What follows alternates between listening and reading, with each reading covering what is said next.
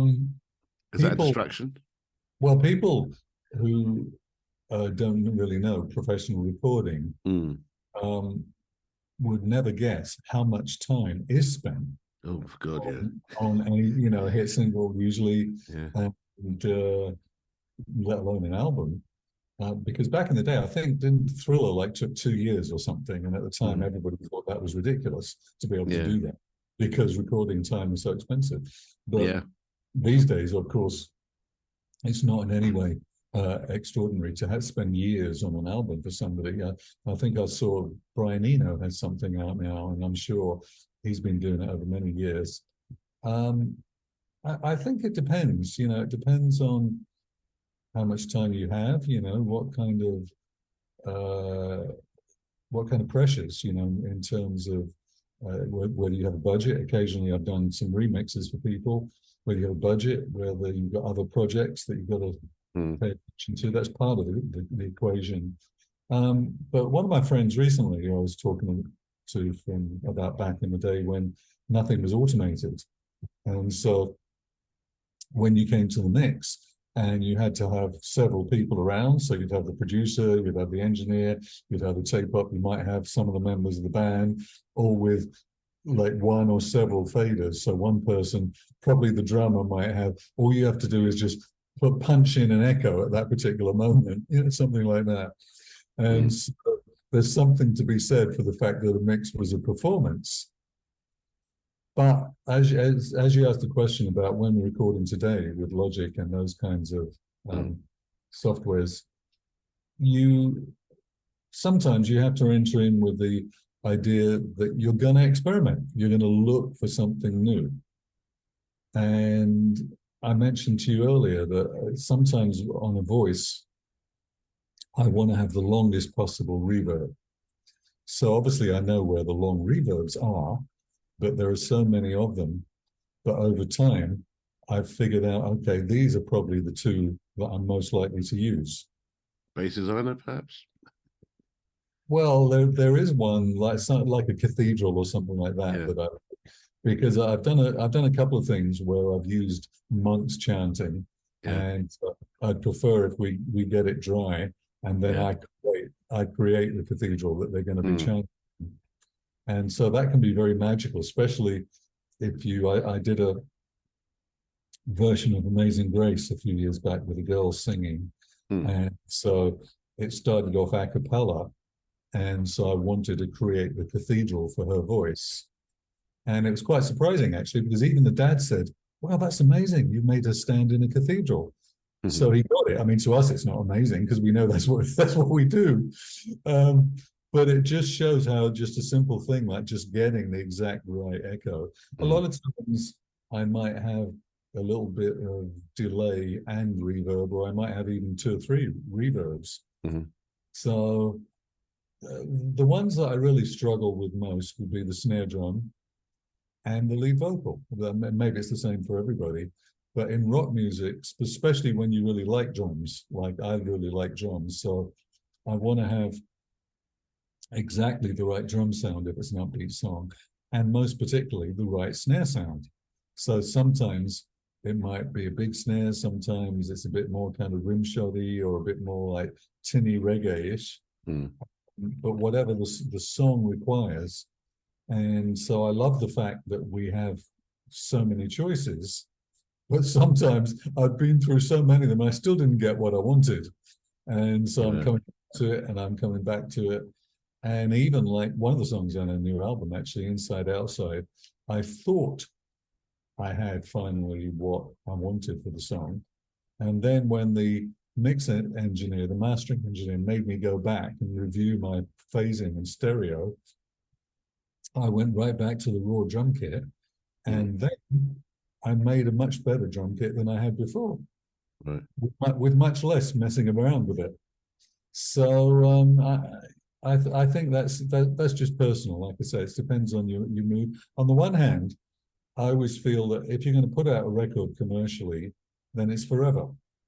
Yeah. So therefore, if you don't want to be left with the regret of saying, "Oh, if only I'd done that instead of doing that." I think In that's one what we're all afraid of, though, isn't it? It's fear of the of making that mistake and before committing it to eternity. Well, in one sense, you always will. Mm. But in another sense, you never will, because you forget about it. If you haven't listened to your song for two, Yeah. 3 weeks, then you listen, you're not hearing all those little fine things anyway. No. And plus, if you approach the exact same thing at different periods of time, like maybe a year later or 2 years later or whatever, you're going to hear it differently than you did anyway. And at that moment, you're going to be into something else. So you're going to maybe say, oh, yeah, I don't really like the way I did the drums there. But don't forget that most people listen to music differently to the way that we as artists record and like to lay down the tracks. People tend to listen to a track and think, oh, that's a nice voice, or that's a nice song. You know, they might just listen to the words and just disregard the melody and just concentrate on what the meaning. So everyone has a different interpretation of what they're listening to, which is a fascinating aspect of creating music, because we do as musicians get stuck in our own little world, try to make things perfect, whatever that is. Well, when I did San Damiano, originally I did it as for a TV show, right? And so it was recorded, a BBC session. It was at Morgan Studios. And back in those days, I don't know if it's changed, but there was all these musicians union rules where if you were going to appear on TV, usually you could not perform live, but you had to re-record your whole record in 4 hours, in a 4-hour session. And I mean, this sounds ridiculous. It sounds like a fascist state, doesn't it? Well, it's to prove that you could do it, I think. You had to record in 4 hours, and sometimes that in theory, a musician's union person could come to the studio to make sure you're actually doing it. Right. So, San Damiano, I pre-programmed my drum boxes and whatever. So, and I think I had a bass sequencer as well going on with that. Maybe even the keyboards might have been pre-programmed. I'm not sure about that, actually. I'm not sure how sophisticated our programming was at that point. Anyway, so then the percussionist comes in, does his little bit. Next thing, the boys' choir comes in. And I presume I must have done my vocal last after all of that. Anyway, we get it done in 4 hours. So as we're getting it ready for the BBC show, the engineer says, do you want it in mono or stereo? Normally they ask for mono. So I just said, well, do it stereo. And then at the time, I didn't have a record deal. You know, Classix had finished. I hadn't started my so-called solo career at that point. So we did the San Damiano on TV. And then my manager said, what do you want to do with it now? And I said, well, I'd like to put it out as a single. And he said, well, in that case, I think we better wait till Christmas. So he shopped it around, and we actually got 3 offers, 3 different record companies offered on that. And so when I did sign up to MCA, it was at the time, obviously, so we're going to put this out as a single. So we thought we had to redo it. Now, so we bought the multi-track tape from the BBC for £90 or something. And so the main part on there was the boys' choir. Obviously, we could redo anything else easily, but to redo the whole choir arrangement would have been a challenge. So we tried much nicer, you know, drum boxes and keyboards. And so I had a proper, you know, really good keyboard player who played with David Essex and John Mayall doing the keyboard instead of just me. And we did extended mixes, all these different mixes. Nothing was as good as the original cheap 4-hour one. And whenever we played it to anybody, it was always, well, I like the first one. And so that was a very humbling experience. You know, we must have spent days in the studio trying to make it better, and we couldn't make it better. Right. So that's a good reminder of that sort of fact, that you don't always, you know, improve things by spending more and more hours on them. No. So it really totally depends. But also, even if we listen back to some of the records that we liked when we were young, you know, they probably wouldn't sound as good as we thought they did. Yeah. But it doesn't matter because we love the song, we love the artist or whatever, and nobody cares really that much about the production. The production is supposed to enhance what's there. I It's find it probably great. Sorry, go sorry. on. No, you go ahead. I was going to say it's talking of remixes. It's quite amazing how a lot of classic albums have been remixed recently, and how you can hear so much more now. You can hear a lot more detail. Well, I think that's why instrumentals and what we used to call 12-inch mixes, I guess they're now extended mixes, Yeah. are so interesting because when 12-inch mixes started to become the trend, we'd finished a single, everything's there ready for the radio, and so we say, okay, now we're going to have some fun. So what is there in the track, that we can feature now? Mm-hmm. So all these little things that you would not normally hear, so those little keyboardy parts and sequences and percussive things. And because it was tape back then, we just do a little piece of this, and then you do a little piece of this, and then they literally just cut them and stick them all together. And so you've got your 12-inch mix. But I told you I've done a extended mix of the Battle Cry song, which ended up 8 minutes long. And we like it so much for this very reason. You hear all great drum parts there, the guitars sound fantastic, the backing vocals, everything gets featured. And it's almost a shame, really, that you miss them in the normal mix, right? So when is that going to come out then? January. Right now, we've got No Do-Overs is this week, November the 17th. Yeah. Our tentative date for Battle Cry is in January 5th. And then we'll have one more from the album in the spring, maybe April, May, something like that. Right. Which is the one we're having remixes of done right now.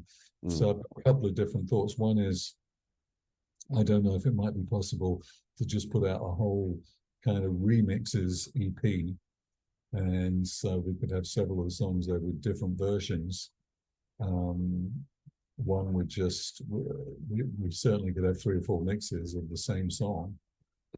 So I don't know how practical that is if it's not going to be on vinyl. The only way it would be on vinyl is if sales have been unexpectedly large. But certainly that's the kind of thing that you can do now. But as I was saying, the things that will always really bug me are the vocals and the snare drum. So if I can get the snare drum, and even when you get the snare drum right, then if you sort of change the mix at all, then you can come back to it and the snare drum isn't right anymore because somehow you don't hear those really nice frequencies.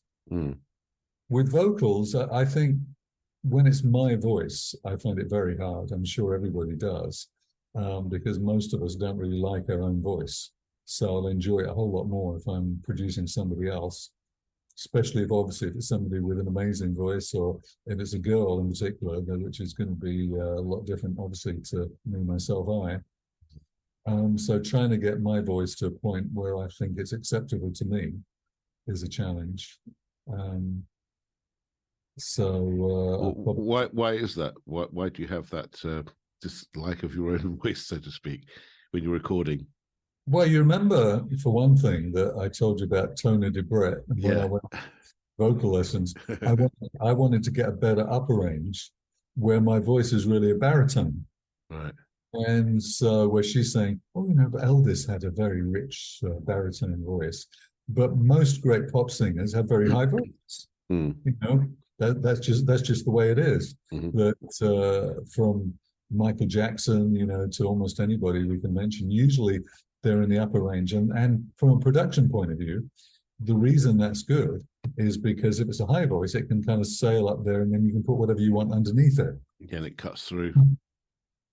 But when you're in the baritone range, then it's challenging because there's a lot of stuff, a lot of the drum stuff is in that range, obviously, the bass. So it's much harder to just find that combination. But it certainly works well for this album, that's for sure.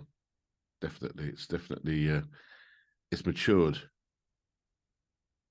Your Well, voice for this certainly. album, I'm mostly in more of a kind of middle range, so Mm, I don't usually go very low. mm. Uh, I don't go ridiculously high for me, you know. It's kind of what feels comfortable to sing. So for a lot of it, I'm just much more relaxed. It And it's actually one way of describing it, I think, is as if you're telling a story, a book through song. That's one of the feelings I got. That it's as if you are literally opening a book of music, well, giving it, putting that story out. I appreciate you got that because that is very much how I felt about it. As I mentioned to you, I kind of feel in terms of textures and like art, and I don't mean art in the pretentious sense. I mean art as in visual, audio visual. Yeah, And so in a way, I'm almost seeing landscape sometimes yeah, when I'm working on the music. We've got there Color Me the Sky, and that's one of those songs. Lyrically, I couldn't tell you what it's about. I don't know what Color Me the Sky means. I just came up with that phrase and I thought, wow, that sounds great. I like that. I'm going to use that. right, And so painting the colors as the song goes through its, I think it's 6.5, 7 minutes long, something like that.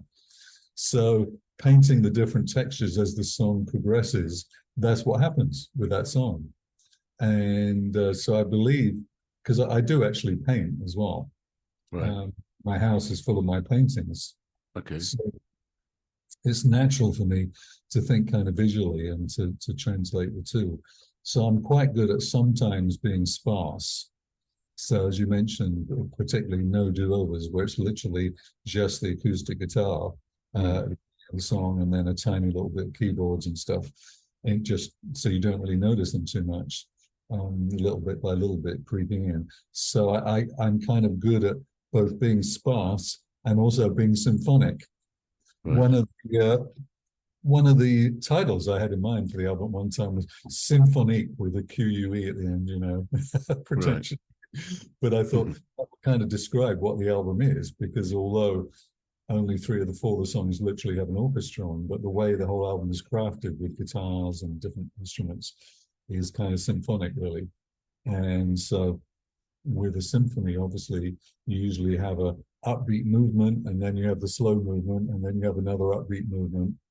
And Right. so you get a chance. I guess I probably, so you're more of a classically trained musician. I probably got more into the idea of classical instruments from the Beatles, Right. because I can remember as a kid, so therefore it's really George Martin. I can remember as a kid just listening on headphones, I'm the walrus. And at Right. the end there, you got the famous cellos that goes dun, dun, dun, dun, dun, dun. But all these different sounds and voices that keep floating in from all over the place, and it feels like it goes on forever. And I think that might have been one of the things that really made me want to make music, and especially from a production point of view. Mm, That's always my reference point from point of view of creativity. It's like anything is possible yeah. with on this new album, Wretched, at the beginning and the end there, we've got a girl reading in French. Yeah. And there's no particular reason for that. I can't explain why it's there, other than I just felt this would be nice. You know, this is something I feel I'd like to have in this song. And not only is she reading in French, but it's a bit sort of whispery, and it's towards the left side. It's quite panned. And I sort of like that because in my imagination, it's almost like she's at a railway station or something like that, waiting for a train. And she just starts reading this thing. So she's not the center of of attention or anything like that. She's just over there doing her little thing quietly in her own little world. Well, So the the that's great the great thing that's about that though is that it opens the door to some great graphics for the live show. you're on about the live show again. Yeah. Yeah. One of my American friends, actually, he's a TV presenter in Houston, Mm, and he says he's always wanted to do a Broadway show of always. classics. And so this is how they think in America. You know, we think Right. in terms of more rock and roll. They think Broadway, because that's another funny difference with America. I feel, you know, England could have changed because I've been gone 24 years now, but this whole High School Musical kind of idea is very big in America. So a lot of teenagers, they'll be doing their own productions of Broadway shows that we know. And that may in part be why we've ended up having all these rock and roll Broadway shows. You know, We Will Rock You and ABBA and all the, you know, everybody wants to do a Broadway show of their music now. Personally, I always found Broadway a bit off-putting, the sort of cheesy idea of the, you know, show business. There's no business like show business. Although, having said that, I did like a lot of Rodgers and Hammerstein songs, strangely enough. There was something, I don't know if it was because Janis Joplin did Summertime, you know, and so there's quite a few, particularly later in life when I've got to understand harmonies and chords and stuff more, like, for instance, in Kismet, you know, they have a song that comes from Rimsky-Korsakov, or is it Mussorgsky, one of those. They've got a song that's based on one of his those classical pieces, and so just the way that they did their music is so not rock and roll. So to me, it was a bit like when I was discovering world music. I'm discovering worlds of music that I would not have otherwise known about. So, would you like to have a Broadway show? Would you like to be involved in? Not personally. I mean, if somebody else wanted to get it together, I'd be okay with that. I mean, this whole thing that everybody's doing now, they tell me, of having orchestras, that's quite interesting to me, because I think, well, I mean, I read music and I know about, I actually direct choirs now, so I'm quite familiar with how to voice things, but I'm not that good sort of classically that I would do all, you know, whole orchestral arrangements. I think I saw one online where Peter Gabriel was doing it. And I also saw one, funny enough, with a flock of seagulls. And there was, just today I was listening to, I was just checking some Flock of Seagulls catalog on Apple Music, and they had an orchestral version of Iran. Yeah, I think they did something in some Eastern European country where I presume it must be a lot cheaper to if somebody wanted to do it. It is a lot cheaper, yeah. A friend of mine recorded a couple of albums with the UK-based orchestras, and then he went over to Bulgaria, and it was about a tenth of the price for the same quantity. Yeah, very much cheaper. I was thinking I probably could do something like that in Poland. I've sometimes done some things there where they've supplied me with a choir, and but if somebody, you know, somebody wanted to get an arranger to arrange some of my songs to be done that way, I'd be fine with that. Because going back to the San Damiano experience, when the choir director came in, having written an arrangement of my song, I was just blown away. I would know how to do that now. I know what all the principles are doing, but back then I'd never been involved with anything like that. And so I remember he said to me, he's passed away now, but he said to me, when it was presented to him by the BBC, he was a bit wary. It was like, oh, you know, some rock and roll guy is going to give me some 3-chord song to do something with. And when he got to hear it, he was impressed, because part of the song was actually based on a hymn, like an old Latin hymn. So I guess it always had that element to it that he could really relate to. But on our third album with Classix, we were recording in Rack Studios, and we had Anne Dudley come in for one song to do a string arrangement. Our engineer at the time was Phil Thornalley, and he was only 19 then, but he was brilliant. He was one of these people who he just had the ears, like, right from the word go. He just knew what frequencies, he knew what mics to put with which instrument. He was just incredible. So when we had these string players come in, Rack is a good studio for that. You know, it's big, it's got good ambience. But again, they're on union rules. And so it was something like you can only get them for 3 hours. They have to have a tea break, and they have to have a leader and whatever. Anyway, that's by the way. we just loved the sound so much. The particular song which they played on, it was called Forever and a Day, and it was kind of upbeat and rhythmic. And compared to what I know now, I realize her arrangement was very simple, but just those sort of very rhythmic percussive such as they were playing lots of arpeggios and things. We just loved it so much. I had to have a recording, tape cassette it was back then. You took from the studio just the orchestra, so I could listen again and again and enjoy that. And then when we got to make the 12-inch version, a whole section of it features just the orchestra and the drums, and so that's my favorite thing from that album. I guess the idea of expanding, I'm the kind of person that could get bored very easily. So I could never do, for instance, what Status Quo did, where they decided we're going to do boogies, and so for 15 years, every song was just a 12-bar blues. I would got bored by the second song, really. So for me, it always has to be exploring something more. But I definitely like the thing you said about reading a book, because when it comes to the vocals, I knew that my singing was not going to be the star of the show, because to me, it's not the thing that interests me the most. I much more enjoyed, like I said, some of the guitar stuff that was going on, the drums especially. So my only role in being a singer on that album was to tell the story, and to tie the thing together from one song to another. And I think, again, because at least in the couple of years that I was working on the production, we didn't have too much in the way of pressures. And so I didn't have to sound a particular way.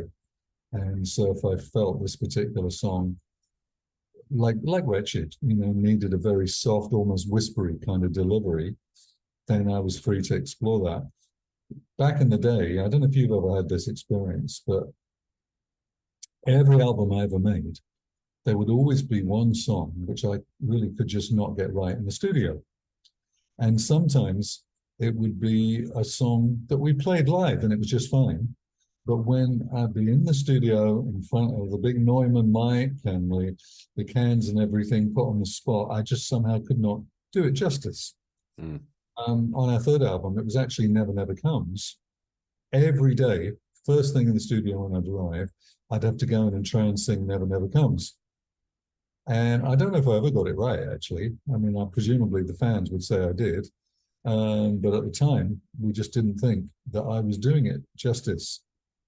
So that's the kind of thing where now, actually, I think, I'm not sure if it was that song or Inside Outside on the new album, where I redid the vocals 2 or 3 times, not for that same exact reason, but because over time, as the song production would develop, I didn't like what I originally did.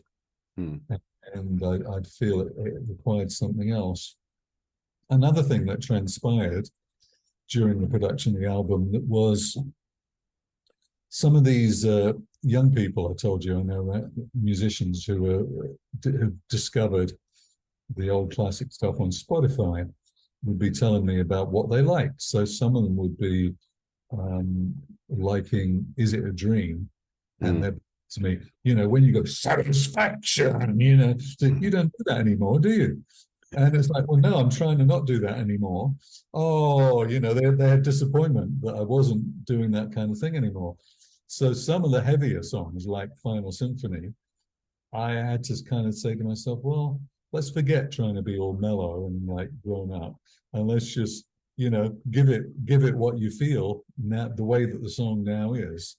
So, I mean, I didn't exactly end up growling and screaming, but I did end up giving it a lot more power and singing in a different way than I did for the more melodic songs. And so I think when the singing serves the song, serves the story, then that's when it's successful. Because probably most of the greatest artists in pop music, rock music, were not necessarily great singers. With this new Beatles song, clearly it was all built around trying to extract John Lennon's voice. So John Lennon was not an amazing singer in any way, and especially by today's standards, on all the talent shows and all that, you hear all the singers that come on. They all wanted to sing all over the place, don't they? And I know so they try and sing as many notes within a second yeah, as possible, which is not what it's all so about. I guess we have to blame Mariah Carey for that. Yeah. I'm not sure if she was the one that started all that, but it just seems that's the way people feel they have to sing these days. But the Yeah. great singers of all time. Once I was watching a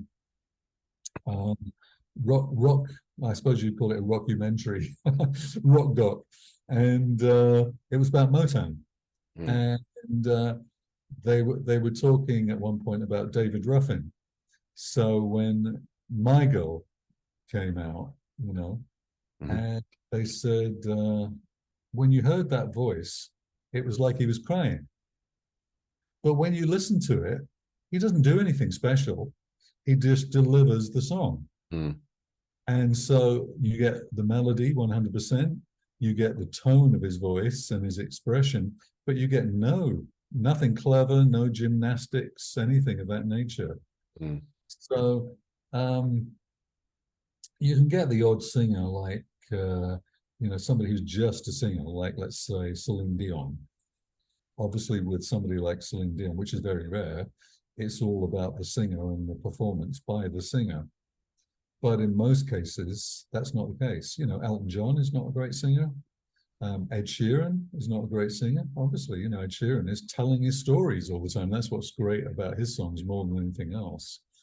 And so I guess I'm of the school that thinks the song should be great. The production should be great. The story should be great. Mm. The rest is secondary.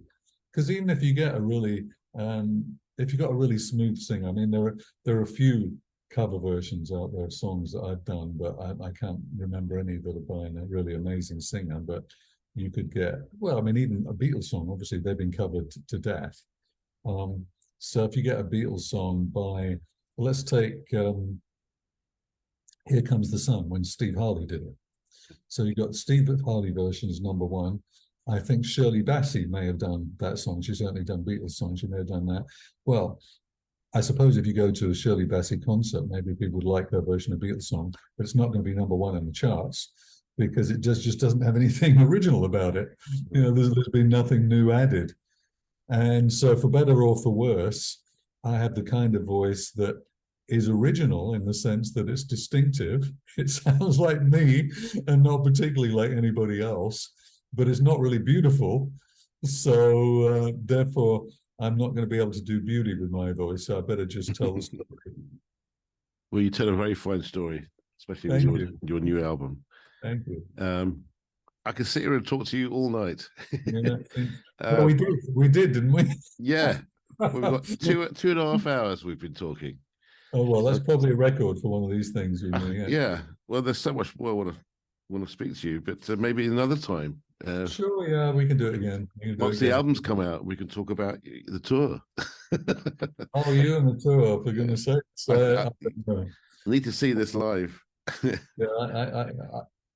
I don't believe it's going to happen, but then we would never believe this album was going to happen. So, anything's possible. So never say never. That's what I say. God willing, he's the boss. So yeah. So a few months down the line, then we can check in and see where we got to. Do you have any other ambitions musically that you haven't fulfilled yet that you'd like to share with the world? Well, my thinking is probably the opposite to that in a way, because I don't so much have ambition, say, oh, I really want to do that. I'd really love it if I did that. It's more, I'm so very grateful for what I've been able to do. Yeah. Because I really had no proper musical education of any kind. I had nobody we had a piano in the house, but there was nobody in my family played an instrument. I think I didn't even take an interest in music till I was playing wise until I was about 14. So did you not get inspired by music that your family was listening to, your parents, or? Well, my oldest sister, so she's a lot older than me, so she had the Everly Brothers and things like that. My mother liked like Nana Mouskouri, and so the music was played in the house to listen to. When the Beatles sort of started coming along, my oldest brother sort of took a bit of an interest. I can remember him maybe they were on a Sunday night at London Palladium or something. So I remember him sort of coming in to see them, and I was in the room, so I was watching it, but I was just a bit too young for it to have any major impact on my life. I think the major impact came to me when I was maybe about 12, and came back from school one day, and my mother said she had discovered a radio station that was playing all this different kind of music. And there were artists that we didn't know about called things like Stevie Wonder and the Four Tops. So that was what my mother started playing. I think one of the first records that probably caught my attention would be Tony Blackburn on Radio 1. He used to have the breakfast show, and I am the god of hellfire, and I bring you. And so, and I saw Arthur Brown on Top of the Pops with the black and white makeup and the fire blazing out of his head. And then around that time, or a little later, on some weird show, black and white show, I mean, I guess we just had black and white TV anyway, I saw Led Zeppelin doing Communications Breakdown. And so that was probably the start of me actually thinking I wanted to do it. So I'm about 14 by that point, probably. But at my school, in the earlier, I want to call them grades, because that's what we call them in America. I guess we call them years. And I think actually we used to call them forms in the school. I went to a grammar school. Which school did you go to? I went to a school called St. Michael's in Hitchin. Oh, okay. And it was in Stevenage after that. Yeah, so the first couple of years at school, all they did was brought out songbooks, and we had to sing like Dirty Old Town and ridiculous stuff like that. So there was nothing around the piano. There was nothing inspiring about music lessons. And then when I was about in the middle of that, we got a new hippie kind of music teacher. And he said, all right, next week, if you can bring in your favorite record, and I'll play one of yours if you'll listen to one of mine. So this was smart. So I play, and it was in a big hall. He had one of these record players that must have been mono, but had a big speaker. You know, I guess schools had things like that. And so he puts on his record, and I hear da da da da da da da da, and I was, wow, this is amazing. I'd never, I mean, if I'd ever heard it, I presume it must have been around in the atmosphere, but I'd never paid attention to it. And so after that, I actually started listening to a classical radio station as well as my pop stations. And so I didn't know anything. But again, so I wanted to learn guitar. That was the thing. So this hippie guy got in a guitar teacher. By this point, I'd got, now you're probably a bit younger than us, so I don't know if you know about Green Shield stamps. I remember. Well, I used to live in Edgware where we had the Green Shield stamp house. Oh, okay. I lived just up the road from there. It's not there anymore. I get my first acoustic guitar with Green Shield stamps. Yeah, those books that you had. Exactly. Sticker and So I bullied my mom into getting a guitar instead of whatever she wanted. You know, my father says, what's the point in having that? You don't even know how to tune it. And well, he's right. You know, I'm hoping one of these days. So wasn't you when you bought it? Well, probably not. So anyway, so the hippie guy, he hires a guitar teacher to come once a week. Right. So I go to my first guitar lesson, and he wants to teach us all this classical stuff and how to read music. That wasn't what I was into at all. So anyway, he said, okay, during lunchtime, they must have had 5 school guitars or something like that. So we're allowed to sit in a practice room and practice. And he said, don't play anything except what I teach you, because I don't want you to get into bad habits. So we're sitting in our lunch break in the guitar room, and I'm trying to play Eric Clapton and Black Sabbath and stuff like that on this nylon string guitar. And the teacher sticks his head round the door and he says, see, he'll never learn. And it always amused me for many years after that. I bet you I was the only one that ever became a professional musician now, because you've got to be willing to take risks, right? To go where you're not supposed to go. Anyway, Yeah. I gave up on him very quickly because I thought he wasn't teaching me what I wanted to know. I wanted to know how to be heavy. Mm. So then sometime later, I guess we started to form school bands, and so he somehow got wind of the fact that I was doing something. So the guitar teacher came to seek me out, and he tried to get me to go back to lessons. And I said to him, "Well, you're not teaching what I want to know." And he said, "Well, I can." He said, "Why don't you come back?" And so this time he wanted to talk about when he was a jazz guitarist on a cruise ship and start teaching jazz chords. And Mm. again, it was all what I wanted to know. I mean, it might have involved an electric guitar, but I wanted to know heavy stuff.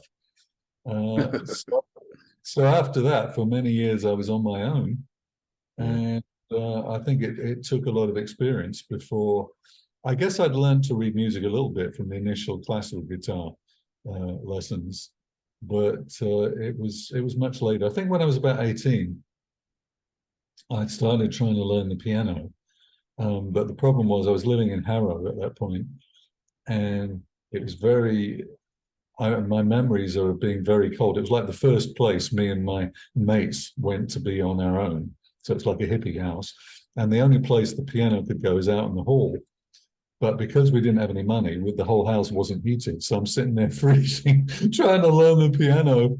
Mm. And, my fingers turning into icicles. But it was a good moment because that was at a time when there was a lot of new and exciting stuff happening in music. So um, I think I had some demos by that point because I can remember going through the Melody Maker and Mm. looking for some managers. One of the guys that I spoke to on the phone was Simon Napier Bell, who ended up managing Japan, and Yeah.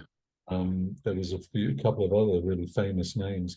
It's funny, really, to think that back then you could just get them on the phone and Yeah. have even when though you were nobody, like some young hopeful, you could just have a conversation on the phone. You never would these days. Just get them on Instagram now or TikTok. Well, one of the funny things with this new album is Steve Lillywhite has been a friend of our drummer BP for years and years. He used to be his neighbor, and he'd never mentioned it. Hmm. And so he happened to mention it recently. So he told Steve that we were doing a new album, and I think he sent him the single "Fix Your Eyes Up." Hmm. And so Steve sort of commented on it, and he said he was interested in having one of these chats. So we've been trying to get together because I've never met him, but I've watched a lot of his things. He seems to be a good talker, Hmm. and obviously I've known people that he's produced over the years. But right now he's been tied up with this new U2 thing in Las Vegas. Oh, really? They've got this whole experience The going on there. Sphere. Yeah. Right, Sphere. Yeah. And so Steve Lillywhite was obviously involved with trying to set up the sound and Okay. because they're playing live at it. Yeah. And I suppose they've got the challenge of trying to reproduce their records that he was the producer for. Hmm. So he lives in Mali or somewhere weird.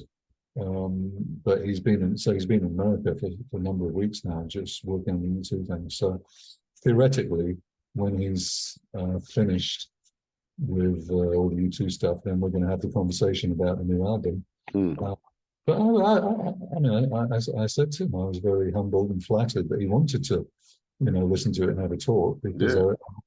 I wish back in the day that he would have produced some of that stuff. It would have come out a lot better.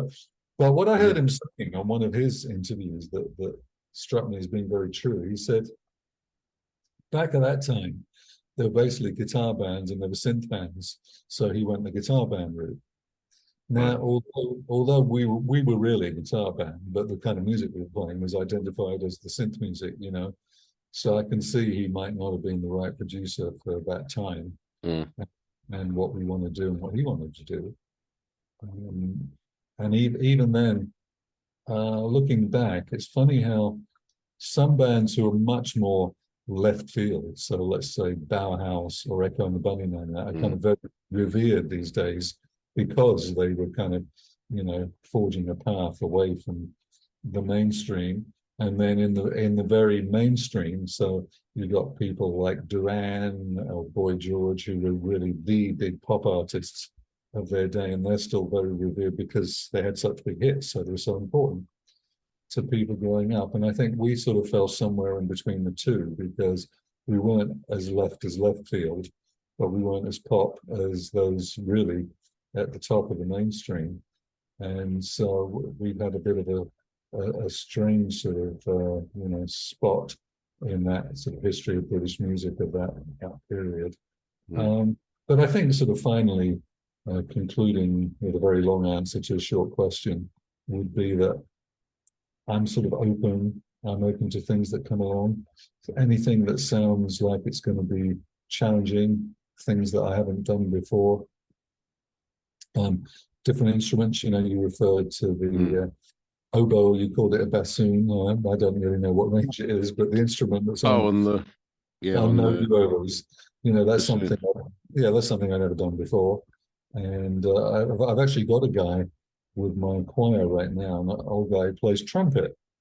So I'd never written music for trumpet whatsoever. We do have some trumpet type stuff with the orchestras on our new album, but writing for trumpet, I didn't even know what clef it was, or that they played two notes different to the way stuff is written and all that kind of thing. A couple of years ago, I had a kid who was playing clarinet. So I've been stretching myself in recent times. So I like to continue doing that. But if I'm still around here, 15, 20 years from now, I have no idea what I might be wanting to. I watched an interview, did I mention to you about with Cliff Richard in Piers Morgan? Yes. And Cliff Richard at 80, it's a kind of strange interview, because, what could Cliff Richard not have already done? And not have already done like 40 years ago, really. So I think if I should ever live to reach that kind of age, I really don't know what I might be doing with music by that point, if at all, really. But what I do know for sure is I'm not that fussed about trying to be famous or be rich, and so therefore I'm not into the kind of things that achieve that. Yeah. I mean, I'd like the songs that I write to be popular, because that kind of justifies the writing of them. Yeah. And so if I should ever end up with a few songs that people remember when I'm gone, I know that, as I mentioned in Poland, they always have Never Never Comes. That to them is a classic song, and there's been many cover versions of it.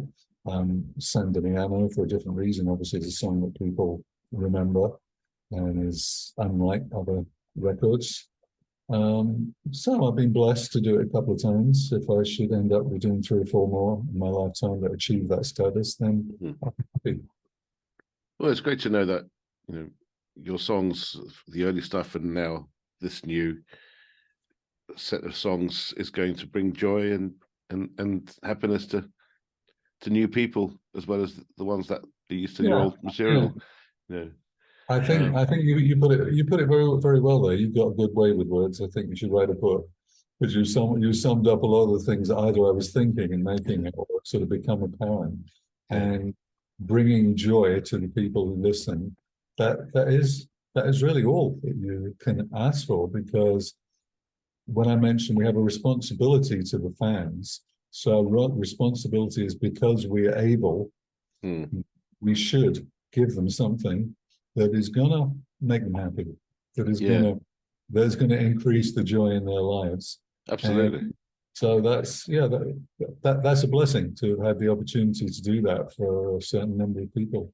It's a superb album, and you should be very proud of it.